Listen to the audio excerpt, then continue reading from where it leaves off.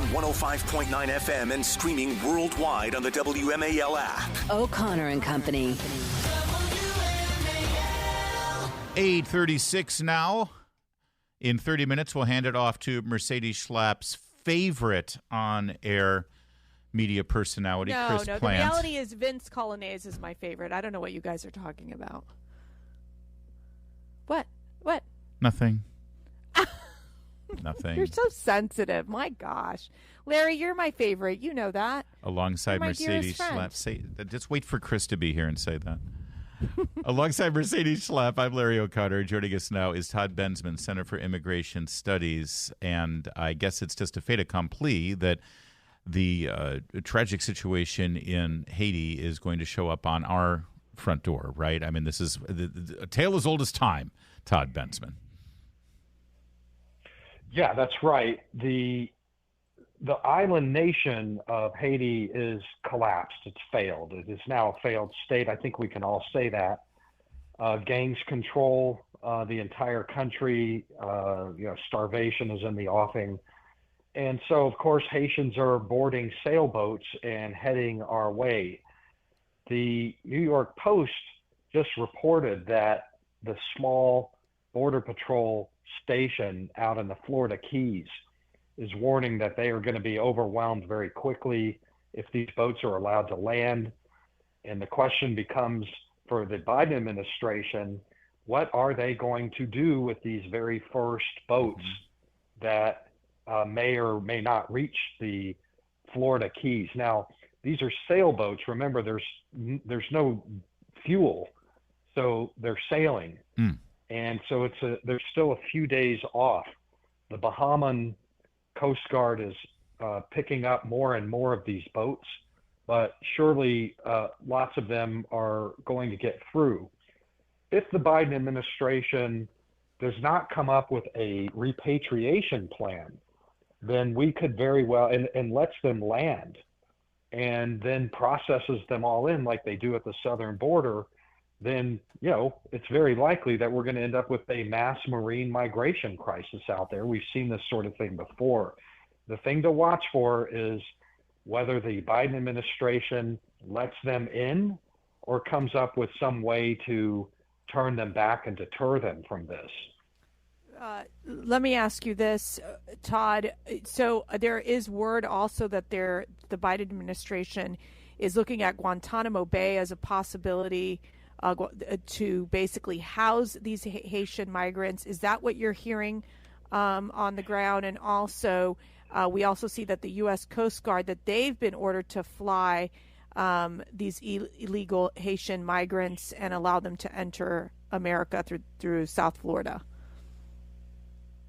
Yes, I have not heard the Guantanamo Bay option, but that is the smart option. That is really the only option. Because remember, the airports are closed in Haiti. You can't just repatriate them to Haiti, at least not by air. And so you got to have some place to put them. I have one Customs and Border Protection source very well placed, but only one. I don't have this corroborated, who is telling me that Coast Guard partners are ordered to follow the boats and let them land, and then process them in to just make sure nobody drowns. That right now, that could change, but that's kind of the early reporting on that. If that's the case, you can expect a major full-blown crisis down there, but the Guantanamo Bay option is the way to go. Is it, though? I have a naive question, sir, and this is in no way to minimize the horrific conditions that Haitians are experiencing. By the way, they've been experiencing it since Papa Doc Duvalier was the dictator there. So this is nothing new. This is a systemically broken nation, despite the billions and billions of dollars over the decades that the U.S. has funneled into that corrupt state. But to get from Haiti to Miami, You not only pass Cuba, which I was last told was a socialist utopia, so you would think they would love to be there, but you could, in fact, turn west and go to Jamaica, or maybe a little further to the Cayman Islands, or you could go north to Turks and Caicos, or you can stop at any of those Bahama Islands on your way to Florida. Or, by the way, you share a landmass with the Dominican Republic. Why is the only solution the United States here? Well, there are a couple of answers to that. One is that everybody wants to live in the United States. Lots of Haitians have relatives here. This is where you can earn money and send it home. So the U.S. is always the top destination. They'll pass up 15 other countries that are perfectly safe and secure.